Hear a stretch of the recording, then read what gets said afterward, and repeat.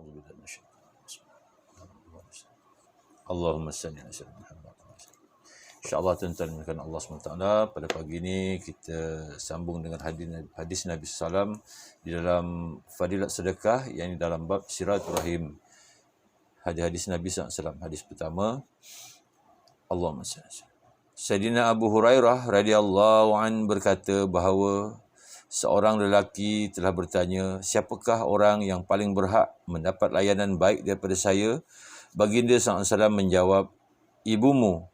Kemudian dia bertanya lagi, kemudian siapa pula? Baginda SAW menjawab, ibumu. Dia bertanya lagi, kemudian siapa pula? Baginda SAW menjawab, ibumu.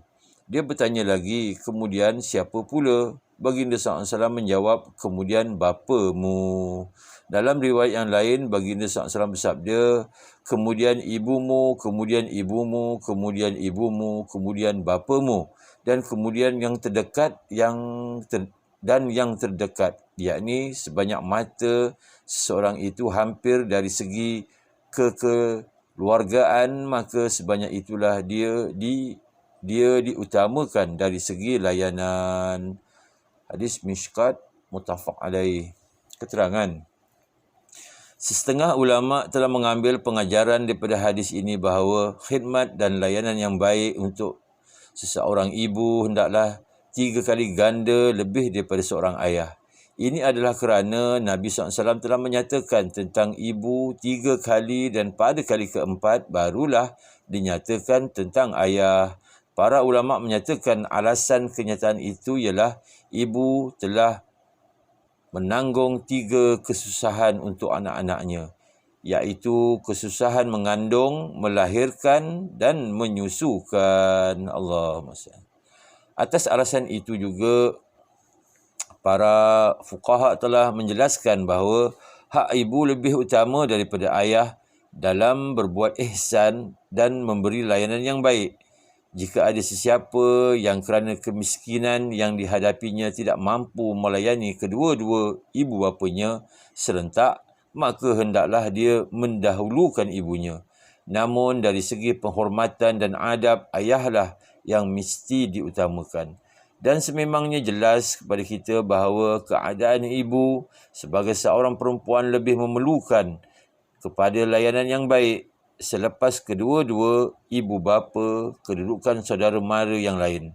Saudara mara yang lebih hampir hubungan kekeluargaannya, maka mereka yang lebih berhak mendapat layanan dan ihsan kita.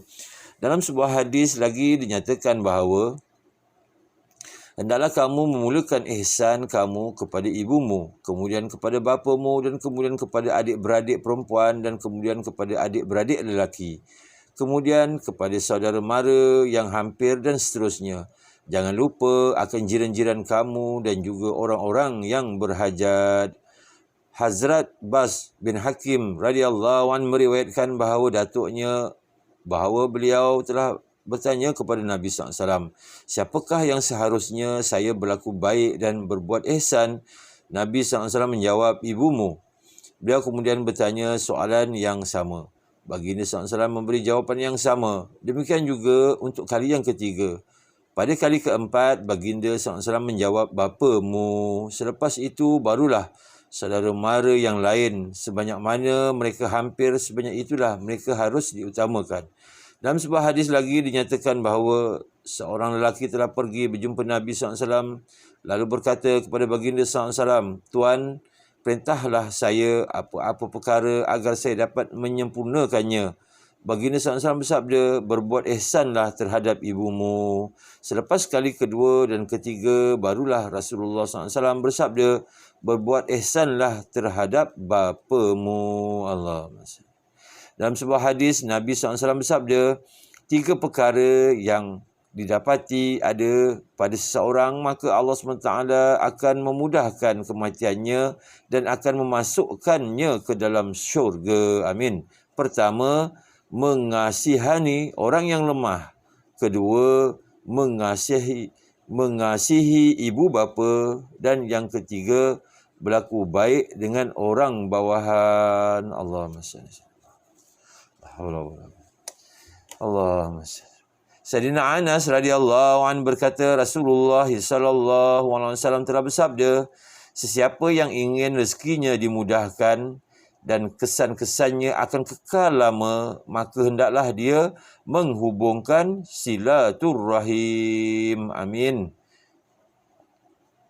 Sayyidina Anas radhiyallahu anhu berkata, Rasulullah sallallahu alaihi wasallam bersabda, sesiapa yang ingin rezekinya dimudahkan dan kesan-kesannya akan kekal lama, maka hendaklah dia menghubungkan silaturrahim. Hadis Mishkat muttafaq alaih. Keterangan, maksud daripada kesan-kesannya akan kekal lama ialah umur yang panjang.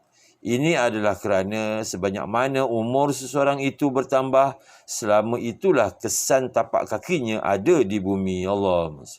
Sesiapa yang meninggal dunia, maka kesan tapak kakinya akan hilang dari atas bumi. Allah. Jadi alhamdulillah, tuan-tuan muliakan Allah SWT, mudah-mudahan Allah SWT kurniakan kita taufik dan hidayah. Apa yang kita dengar ini dapat kita amalkan dan sampaikan, insya-Allah. Kita tutup dengan tasbih kifarah. Subhanallah bihamdihi, subhanakallah wa bihamdika, asyhadu an la ilaha illa anta, astaghfiruka wa atubu ilaik.